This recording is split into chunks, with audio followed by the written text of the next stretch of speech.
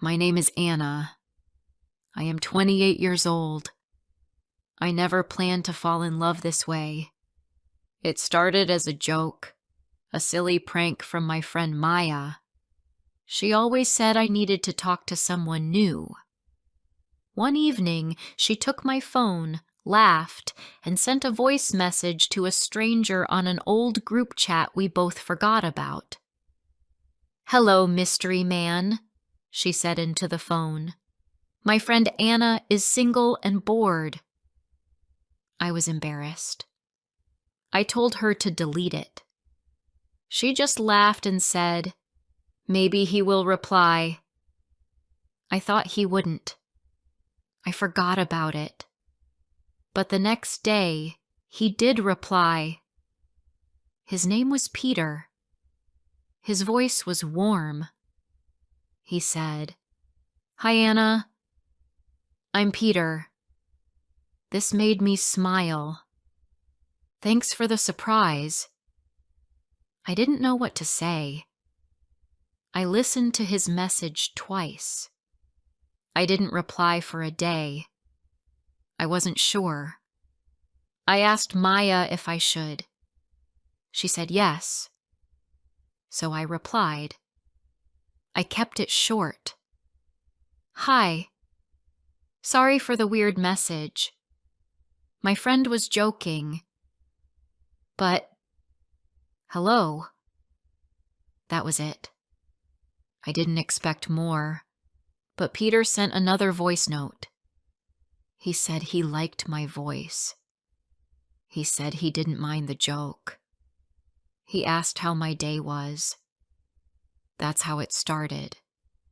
We sent short messages, voice notes, texts, every day. We didn't talk about big things at first, just silly things.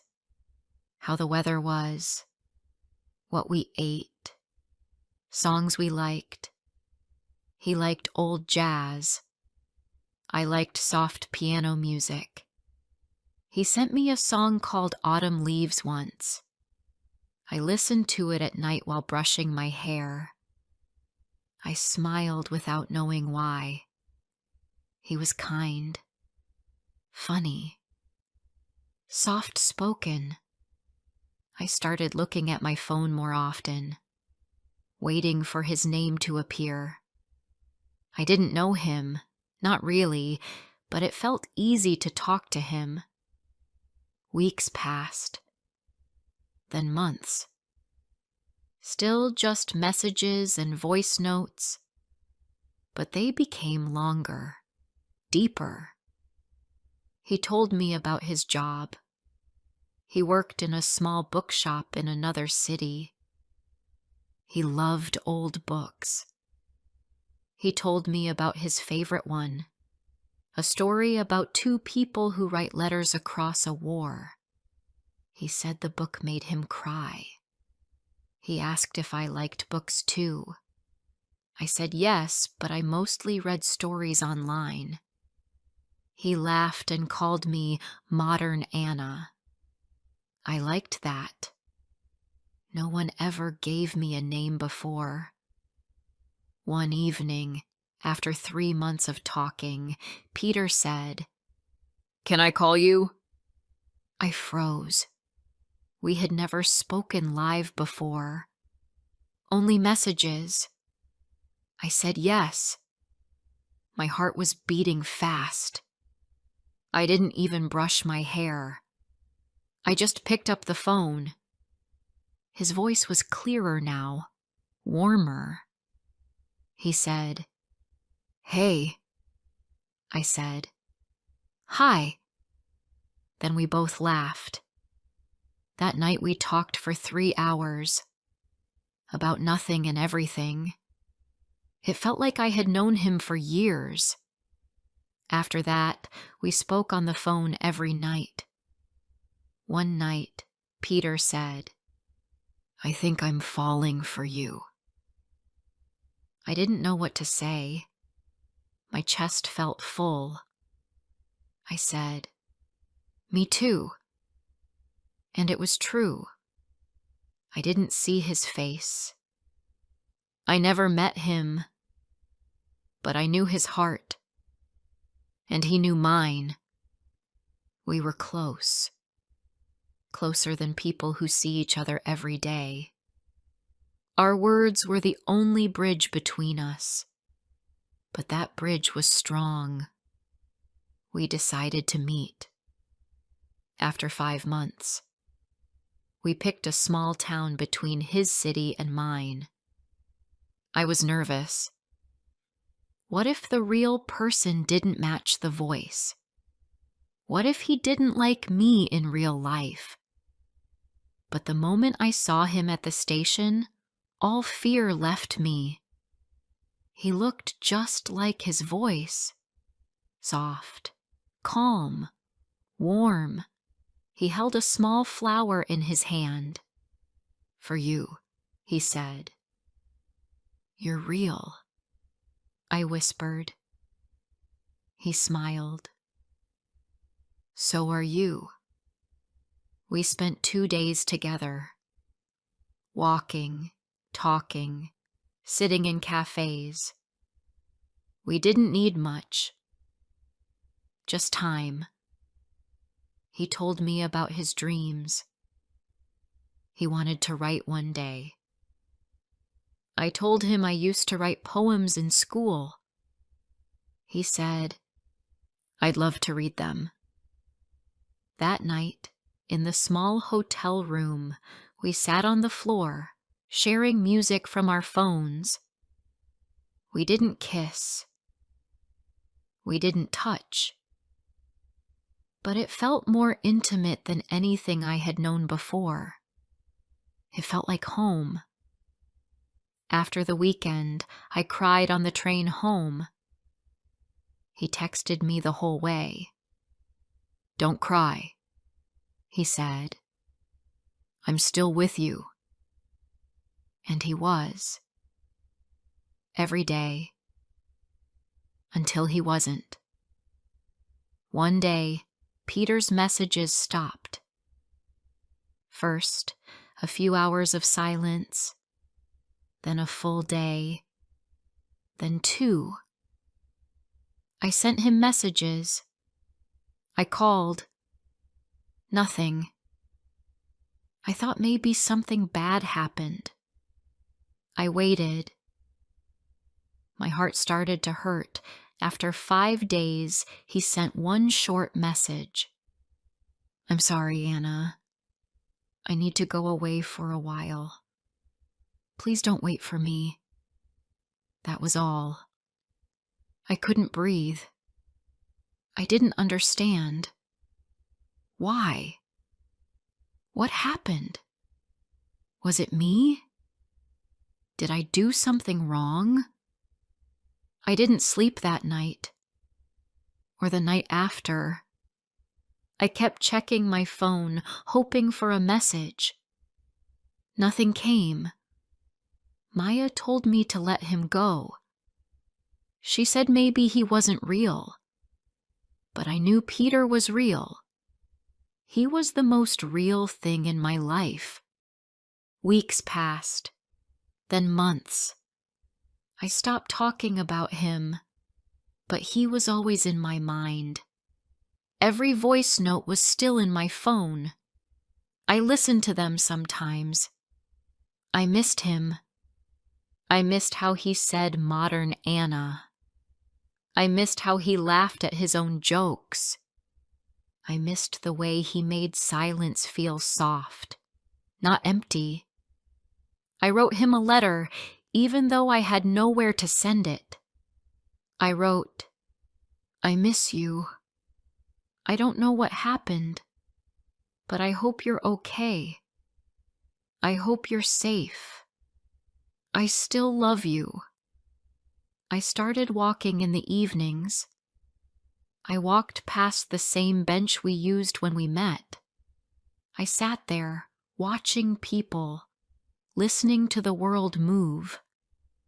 I was quiet, not sad, just waiting. But I didn't know for what. maybe for peace, maybe for an answer. Then, one day, something arrived. A letter. A real one. Not a message. Not an email. A paper letter. It had no name. Just my address. My hand shook as I opened it. The first line said, "Anna, I never stopped loving you, but I had to disappear. Before I share the rest of my story, I need to know, where are you listening from? Knowing someone hears me, understands me, gives me strength." I read the first line again. "Anna, I never stopped loving you, but I had to disappear." My hands were shaking. My heart was loud. I sat down on the floor and read the letter slowly, word by word. It was Peter. His handwriting was small and soft, just like his voice. He wrote, "I didn't want to hurt you, but I was not strong enough to stay. I found out something about myself, something I didn't expect. I was sick. The doctors said it was serious. I didn't know how to tell you. I covered my mouth. I could not believe it. He had been sick, and he never told me." I read on. "I wanted to protect you from the pain. I didn't want you to worry. I thought I could just go away and make it easier. But the truth is, leaving you was the hardest thing I've ever done." I felt tears fall down my face. I read the next part out loud, like a whisper to myself.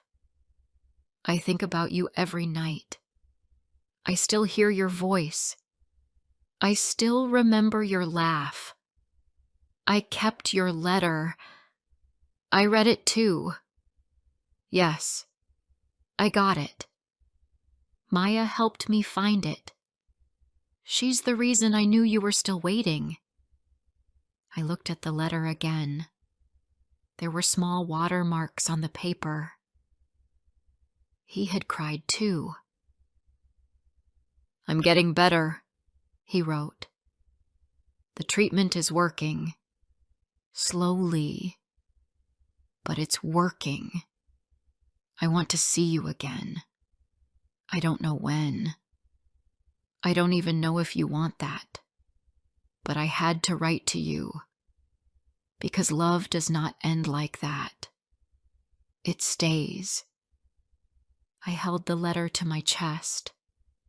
I didn't care about the time he was gone. I didn't care about the silence. I only cared that he was alive and that he still loved me. I stood up and walked to the window.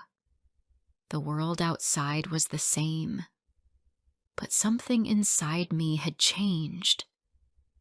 Hope came back. I wrote him a letter the same night. I said, "Come back when you can. I'm still here. I'm not afraid."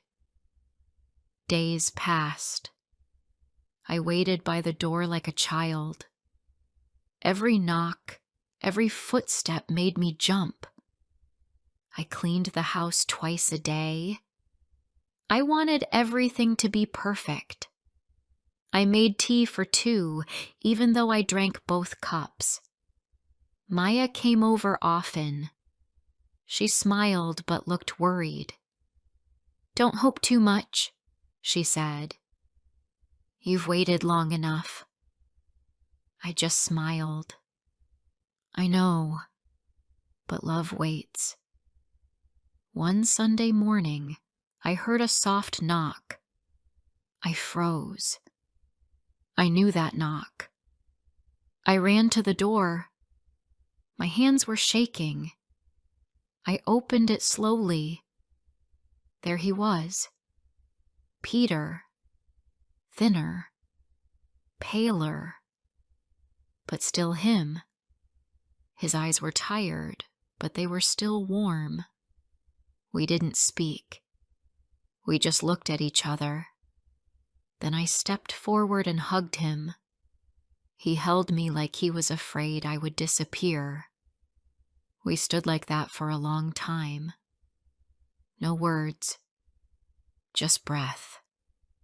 We sat on the sofa. He looked around the room and smiled. "It hasn't changed," he said. I looked at him. "You have?" He nodded. "Yes, but some things stayed." He looked at me when he said that. I made tea. He held the cup with both hands. "I missed your tea," he whispered. "I missed your voice," I whispered back. That evening, he told me everything. About the night he found out. About the hospital visits. About the fear. He said he didn't want me to see him weak. He didn't want me to carry his pain. I told him, "You were never a burden. You were love." He held my hand. "I was scared," he said. "But now, being without you scares me more." He stayed for 3 days. We talked. We laughed. Sometimes we cried. He showed me the medicines he still had to take. He said, "I'm not fully okay, but I'm better." I said, "Then that's enough." On the second night, I read him my old poems. He asked me to write a new one, just for him. I said I already did. It was in my heart. He smiled. "Then read it." The morning he had to leave again, I walked with him to the station. He held my hand tightly. "I'll be back," he said. "Next time, not just for 3 days." I kissed his cheek. "I'll wait," I said. "No matter how long." He looked at me for a long time. "You are my home, Anna." After he left, I felt both full and empty. I had him again, but I also missed him more now, because now I knew the truth, and I knew his time might not be easy. I wrote him every week. He replied when he could. The letters became our lifeline. In one of them, he wrote, "Every time I feel tired, I think of your voice. It gives me strength." But life was not simple. After a few months, the letters stopped again. This time, I didn't panic. I waited. I believed. And after 6 long weeks, I got another letter. This one was short. It said, "Treatment is hard. I'm weak. But don't worry. You gave me your heart, and I carry it every day." I knew then that love is not just about being near. It's about holding someone in your soul, even when they're far, even when they're silent. Peter became a part of my life in a quiet way, like a song that never leaves your mind. He wasn't beside me, but he was inside everything I did. One day, I went to the small bookshop in his town. I stood outside just to feel closer to him. The shop owner saw me and asked, "Are you Anna?" I was surprised. I said yes. He smiled and handed me a small notebook. "Peter told me to give this to you if you ever came."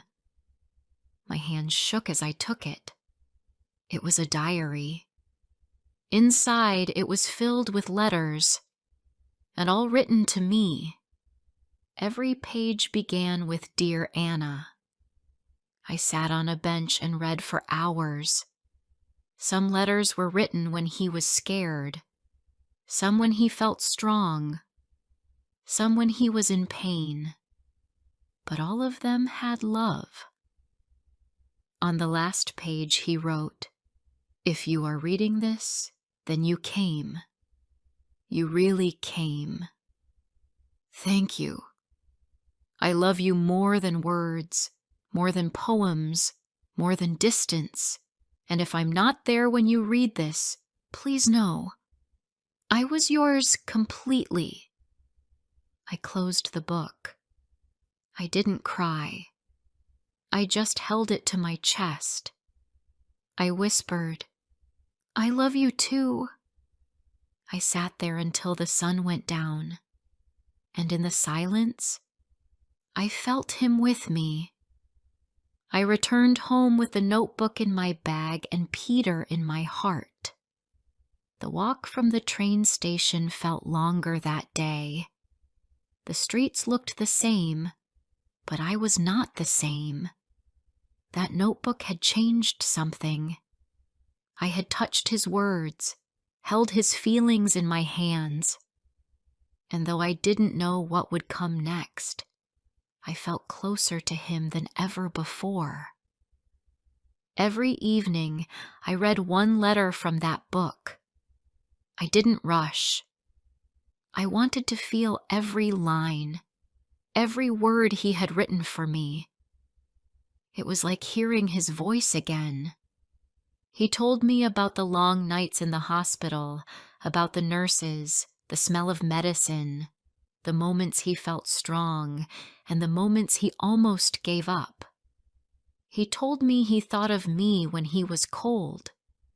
He pictured me sitting by a window with tea. He wrote, "You are my light.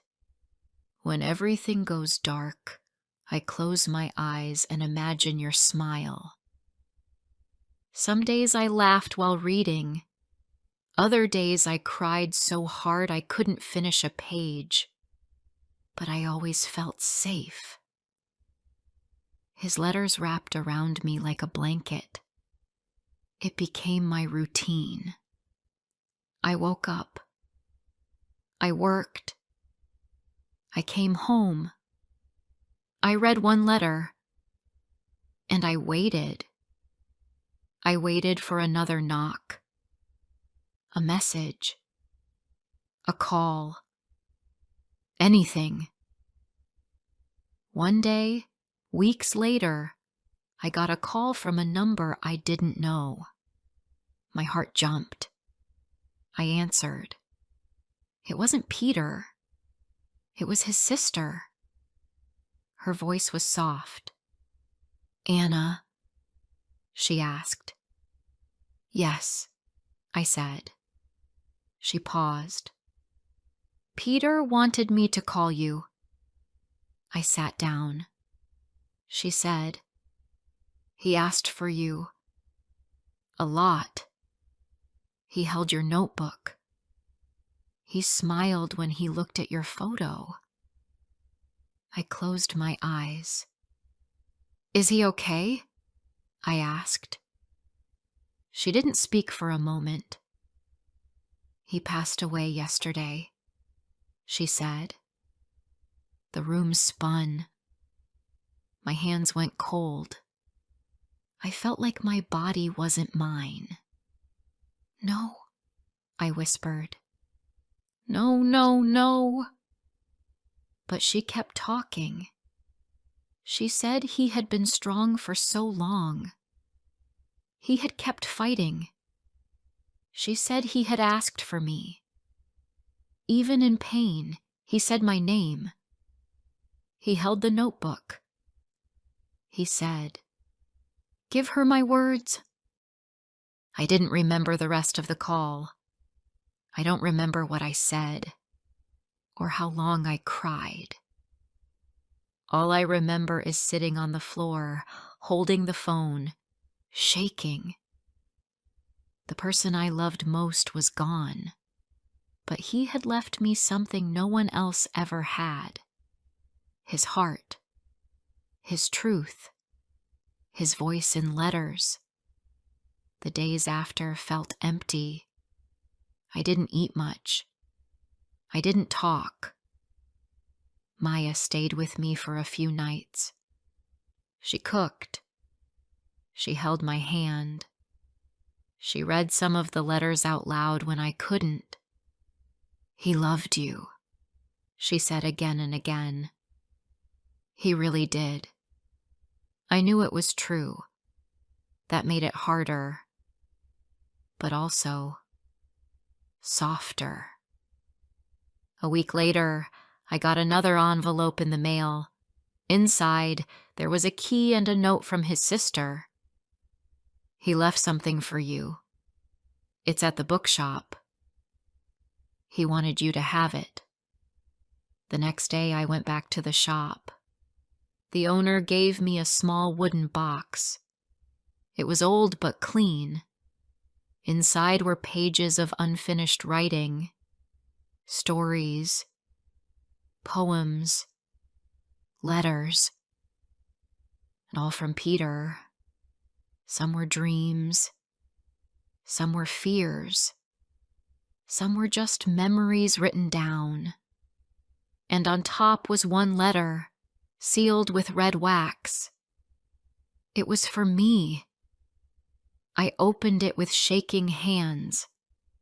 It said, "My Anna, if you are reading this, I'm not there anymore. I hate that. But I know you are strong. You always were.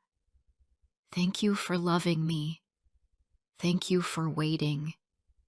Thank you for every message, every word, every bit of hope you gave me. I want you to keep living. I want you to smile again. I want you to find happiness, even if it looks different now. I don't want to be your ending. I want to be your beginning. Please write again. Share our story. Not for me, for you, for love." I closed my eyes and cried. But this time the tears were warm. Not just sad. There was love in them.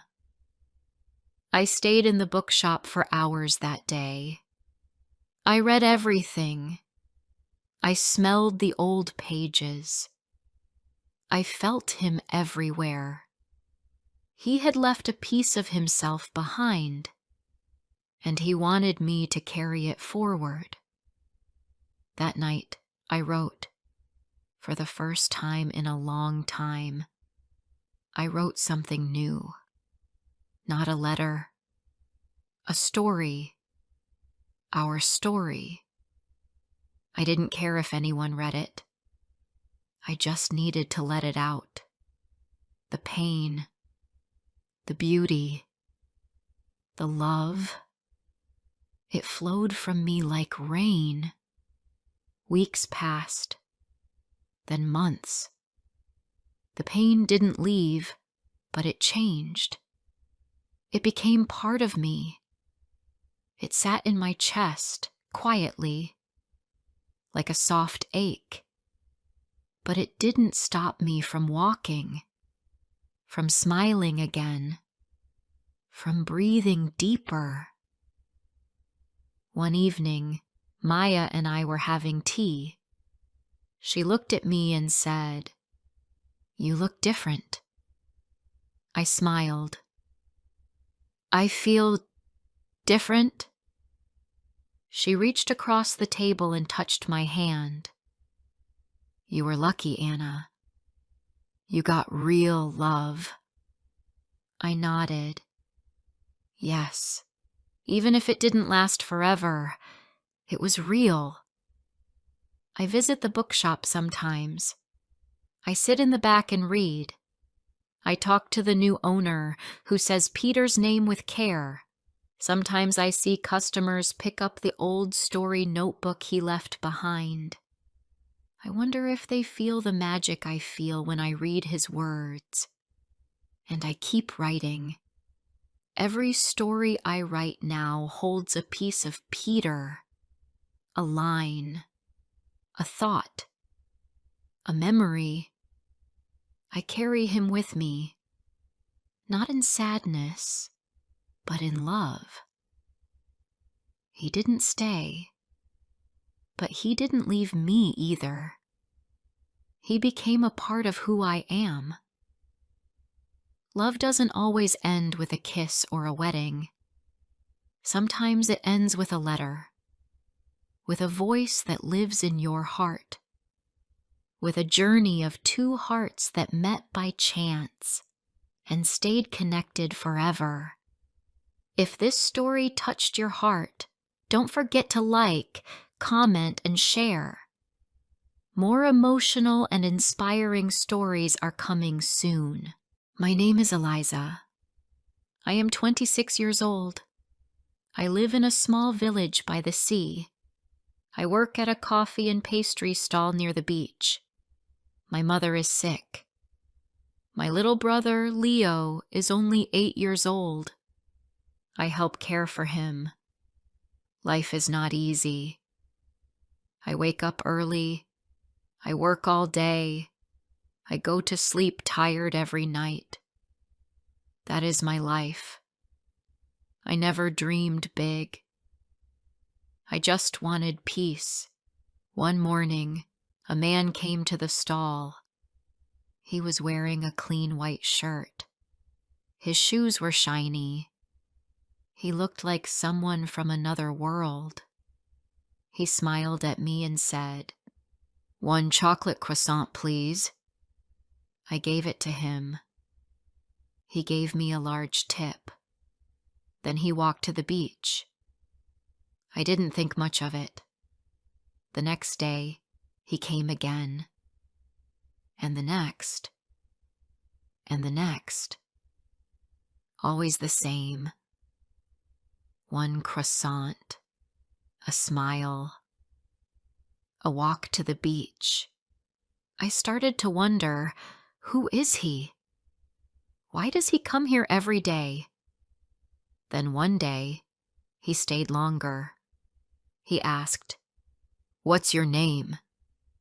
I said, "Eliza." He smiled again and said, "I'm Daniel." Daniel. I had heard the name before.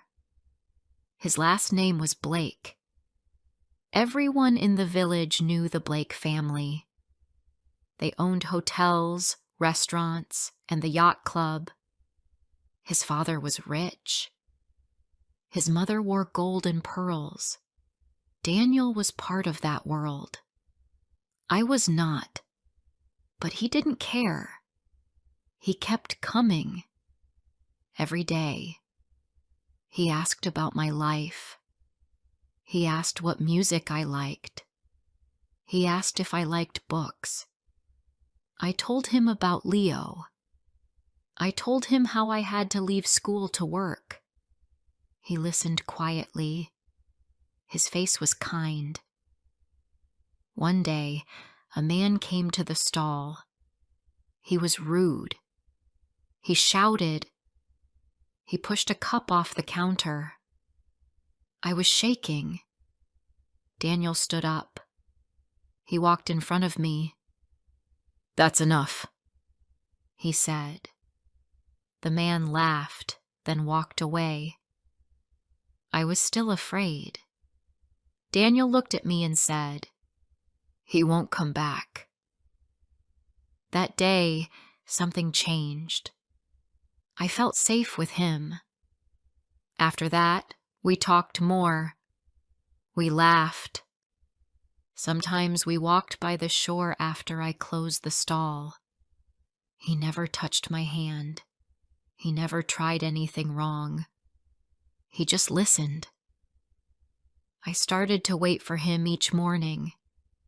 I didn't want to, but I did. I felt happy when he was near. One afternoon he said, "I want to tell you something." I looked at him. He looked nervous. "I like you, Eliza." My heart jumped. I didn't know what to say. He was rich. I was poor. His world was big. My world was small. I said nothing. He smiled. "It's okay. You don't have to say anything now." But I thought about it all night. Can a rich boy like a poor girl? Would his family ever accept me? Am I just someone he wants to play with? The next day, Daniel didn't come. Then another day passed. And another. I felt worried. Did I say something wrong? Did he change his mind? On the fourth day he came, but something was different. His smile was gone. He looked tired. He didn't ask for a croissant. He just looked at me and said, "They found out." I didn't need to ask who. I knew. "My parents," he said. "They know I come here. They know about you." My stomach felt cold. I didn't speak. He said, "They are angry. They told me I can't see you again." I tried to stay calm. "Why?" I whispered. Daniel looked away. "They said if I don't stop, they will take everything. No car. No money. No job in the family." He looked back at me. But I don't care. My heart broke. I didn't feel happy. I felt scared. If he chose me, he would lose everything. I looked at him. "You don't need me," I said. "You need your future." But he shook his head. "You are my future." Those words were sweet, but they were also dangerous. He was ready to fight for me. But was I ready to let him? That night, I sat with Leo. He had a fever. I gave him medicine and wiped his forehead. He looked at me and said, "Are you sad?" I smiled and said, "A little." He touched my hand. "Don't be. You're the best sister." I kissed his cheek and held him close. The next morning, Daniel came again. He had flowers. "I don't care what they say," he said. "I want you to meet my friends." But I was tired. I was scared. "Maybe we should stop," I said. He looked confused. "Why?" I said. "You will lose everything. I don't want that." Daniel looked hurt. "I already told you. I don't care." I turned away. I couldn't look into his eyes. The next day, Daniel came again. But this time, he had no car. He had walked all the way. His face was red from the sun. His shirt was dirty. "They took everything," he said. "I told them I won't stop seeing you, so they cut me off." I looked at him. I felt pain in my heart. He had nothing now, and it was because of me. I said, "I'm sorry."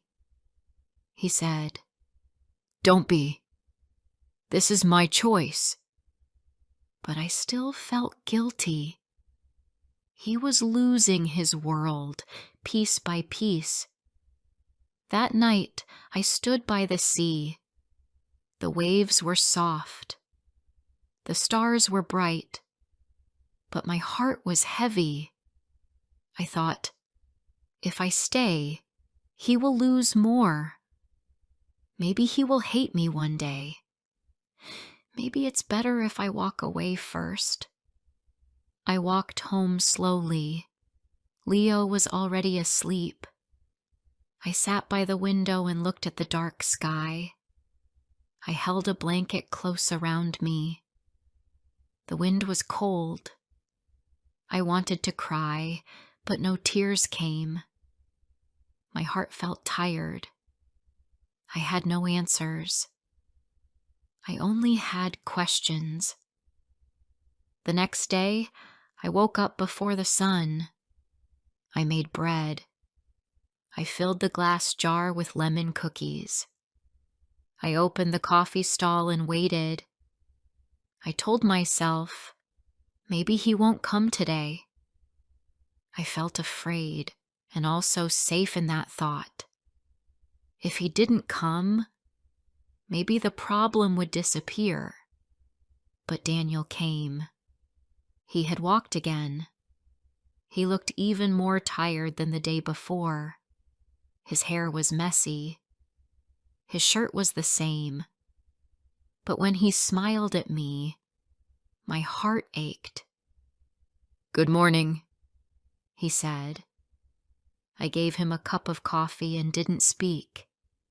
He sat on the bench nearby. I watched him from the corner of my eye. He didn't leave. He just sat there and waited. After an hour, he walked back to the stall. "Eliza," he said softly, "do you still want me to come?" I looked at him. He was not the same boy from the first day. He didn't have a fancy watch or shiny shoes now, but his eyes were still kind. "I don't know," I said. He nodded. "Okay," he whispered. Then he walked away. That day felt long. I burned 2 croissants. I dropped a cup of tea. My hands were shaking. Every time I looked at the bench, I saw it empty. The wind felt colder than before. Later, after closing the stall, I went to the hospital to get medicine for Leo. I saw Daniel's mother there. She didn't see me. She was walking out of the building in a hurry. She wore a dark coat and gold earrings. I hid behind the corner. My heart was beating fast. Did she know about Leo? Had she come to warn me again? I didn't want to be in a war with his family. I just wanted peace. I just wanted my life to stop hurting. That night, I lay next to Leo. He held my hand. His small fingers were warm. "Eliza," he whispered, "can we go to the beach tomorrow?" I smiled. "If you feel better." He nodded and closed his eyes. I watched him sleep. He looked so calm. I didn't feel calm. I felt like the sea inside me had a storm. The next morning, Daniel didn't come. And the morning after that, he didn't come again. I told myself this was good. He needed rest. He needed space. He needed to think. But my heart didn't believe my mind. My heart said, "You miss him." I looked at the bench every hour. I started making his coffee by habit. Then I threw it away. On the 3rd day, I saw something strange. A girl came to the stall. She wore a pink dress and high heels. Her face was perfect. Her voice was sharp. "You're Eliza?" she asked. I said, "Yes." She smiled, but it was not a kind smile. "I'm Bianca. Daniel and I grew up together. Our parents want us to marry." I stayed quiet. She leaned closer. "Just so you know, he doesn't belong here. He has dreams. You don't." I still said nothing, but my hands gripped the edge of the counter. "Be smart," Bianca said. "Let him go."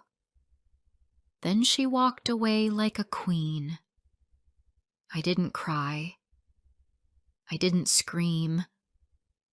I just stood there. My heart hurt. Her words stayed with me. He doesn't belong here. He has dreams. You don't. Was she right? That night, I took out a small notebook. I opened it and started to write. Before I share the rest of my story, I need to know, where are you listening from? Knowing someone hears me, understands me, gives me strength. The next morning, I opened my stall as usual. The sky was gray and the air felt heavy. I had slept very little. My eyes were sore.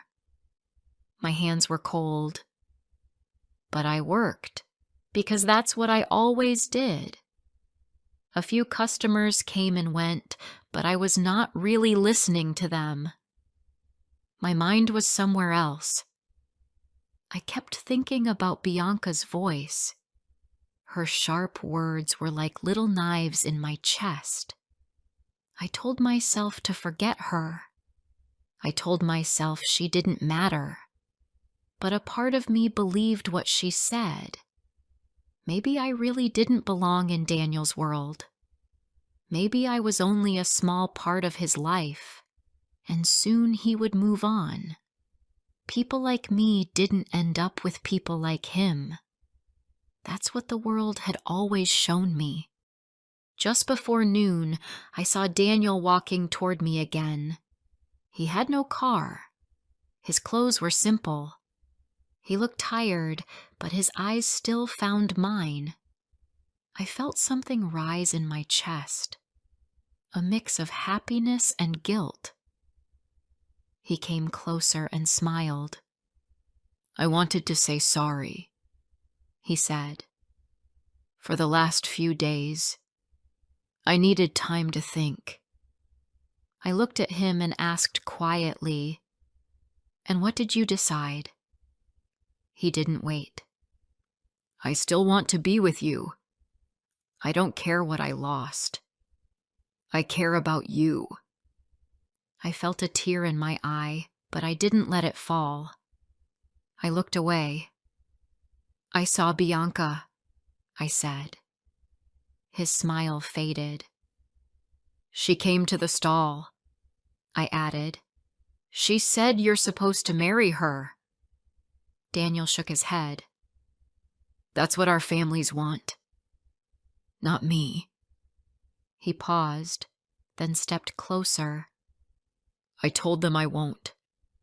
I told them I've made my choice." I looked at him and wanted to believe every word. I wanted to fall into his arms and let the world disappear. But I couldn't. I had Leo. I had my work. I had fear. Love wasn't enough to pay the doctor or buy food. Love wasn't enough to protect Daniel from his rich world. Sometimes love came with a price too high to pay. Later that day, I visited the hospital again. Leo was still not feeling well. His cough was worse. I sat next to him and told him a story about a cat who lived on a boat. He laughed and said, "Can we get a cat one day?" I smiled. Maybe. He closed his eyes and slept. I stood up to leave and saw someone in the hallway. It was Bianca. Again. This time she was talking to a nurse. I stopped walking. I heard her say, "She's just after his money." She told me that herself. The nurse looked unsure. "Are you sure?" she asked. "Yes," Bianca said with a proud voice. "I know girls like her. Poor girls with sweet faces. They act kind, but they always want something." My hands turned cold. I wanted to run to her and scream, but I didn't. I stayed hidden. I waited until she left. Then I walked home in silence. That night, I wrote something in my notebook again. But this time, it was not just a letter.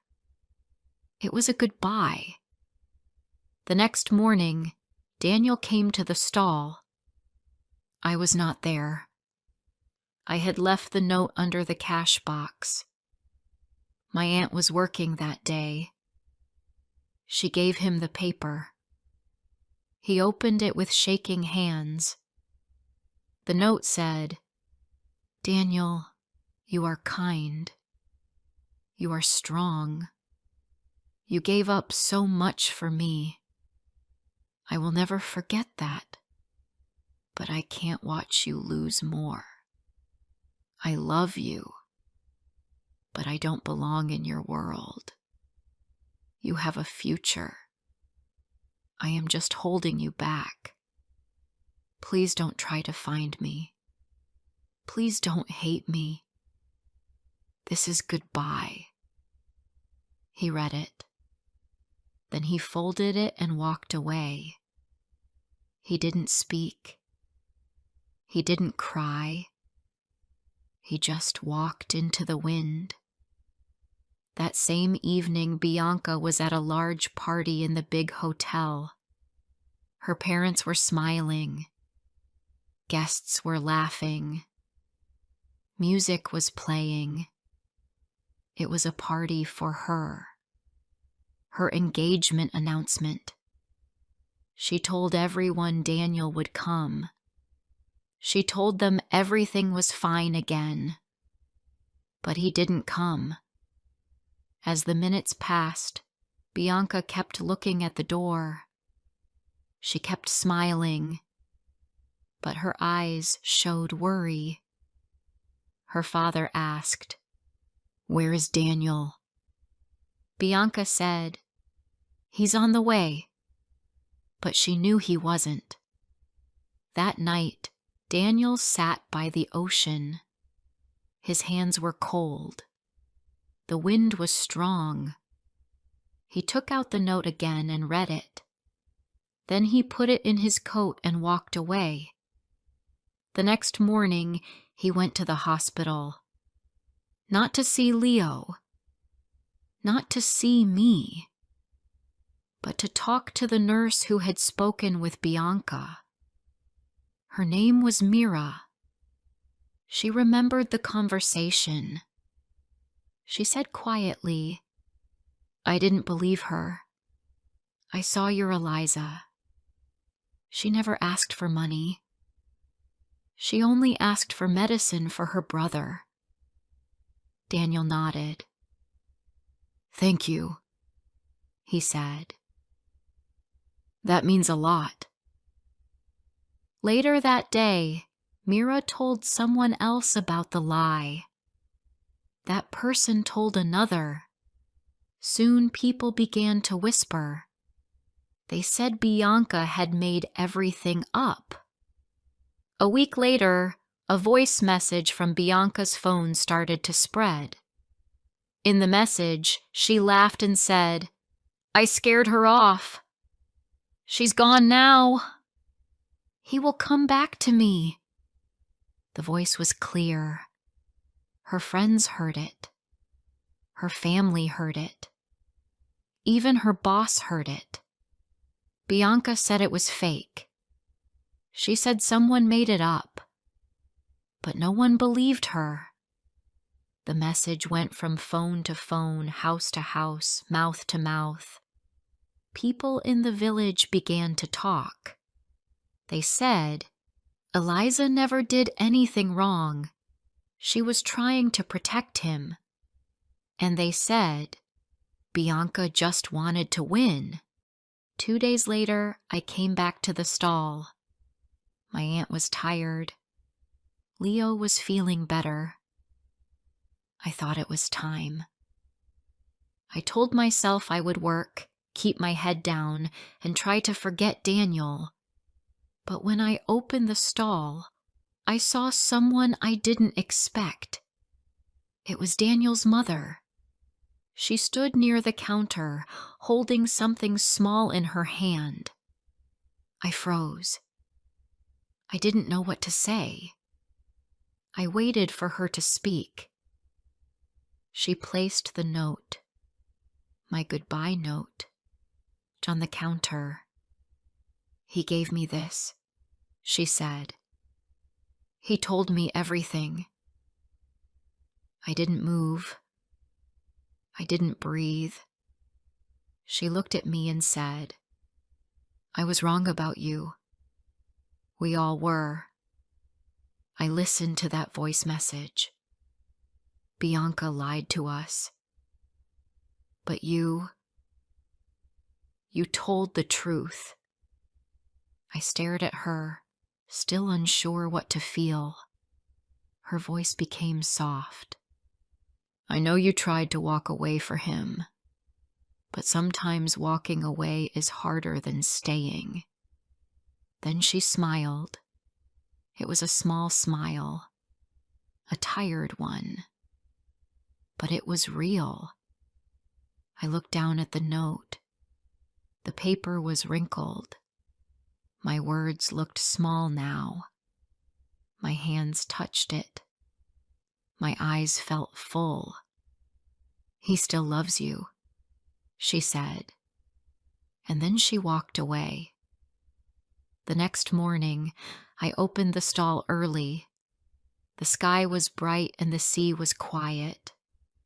The wind was soft. It was a peaceful day, but my heart was full of noise. I kept thinking about Daniel's mother. I kept hearing her voice. He still loves you. I didn't know what to do with those words. I had spent many days trying to forget him. I told myself that walking away was the right thing. I told myself I was being strong. But when she said that, something inside me woke up again. I didn't know if I should hope or be afraid. I served 3 customers in a row, but I wasn't really there. My hands moved, but my mind was far away. Then I looked up, and there he was. Daniel. He was walking slowly toward the stall. He was holding something in his hand. I froze. My heart started beating fast. He came closer. His eyes met mine. He looked tired, but calm. He didn't smile. He didn't speak right away. Then he placed the note, my note, the counter. You left this, he said. I opened my mouth to speak, but no words came. You don't decide for me, he said softly. I decide, and I want you. I looked into his eyes. They were the same eyes I had missed so much, the same eyes that made me feel safe. Daniel, I whispered. I didn't want you to lose everything. He nodded. But I didn't lose everything. Not really. I still have you. If you'll have me. I took a deep breath. Even now, after all the lies, after all the pain, he stepped closer.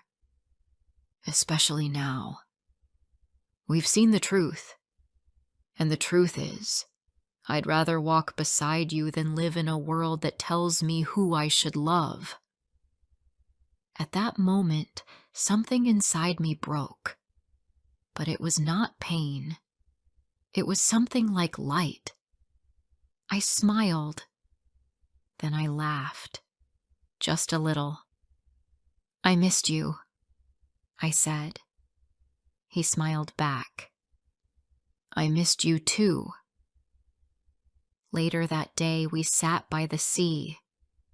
We didn't speak much. We didn't need to. The sound of the waves was enough. The silence was warm. Then Daniel looked at me and said, "My parents want to speak to both of us." I felt nervous again. My hands became cold. "What do they want?" I asked. "I don't know," he said. "But I think they've changed." 2 days later, we went to the Blake family home. It was big, with tall windows and white walls. I had never been inside before. I held Daniel's hand. My legs felt weak, but I didn't let go. His father was sitting in a large chair. His mother stood near the window. They both looked serious. For a moment, no one spoke. Then Mr. Blake said, "When I was young, I fell in love with a girl. She was not from a rich family. My father told me to forget her. And I did." He paused. His voice was low. "But I never stopped thinking about her. I married someone else. I built a business. I had a family. But I never forgot that girl." I looked at Daniel. He was quiet. Mr. Blake continued, "I don't want to make the same mistake with my son. If he loves you, then you're already part of this family." I didn't know what to say. I felt my eyes fill with tears. Mrs. Blake stepped forward. She placed something on the table. It was a photo of Leo. "I visited the hospital last week," she said. "The nurses told me how kind you were, and how brave." She looked at me and smiled. "I judged you too quickly. I'm sorry." That night, Daniel and I walked home under the stars. Everything felt different. Not bigger, just lighter. The weight on my chest was gone. My heart felt warm again. 3 months passed. Daniel didn't return to the big family business. He said he wanted a new life, a real one. He started helping at my coffee stall. He learned how to bake bread and make perfect cups of tea. At first, people laughed. But after a few weeks, they stopped laughing. They started coming just to see him work. Leo loved having him around. They played games in the afternoon. Sometimes they read books together. Leo called him Dan. It made Daniel smile every time. One Saturday morning, Daniel's father visited the stall. He looked at his son. Then he said, "If you still want the family business, it's yours." Daniel didn't answer right away. He looked at me. Then he looked at Leo. Then he looked back at his father and said, "Thank you."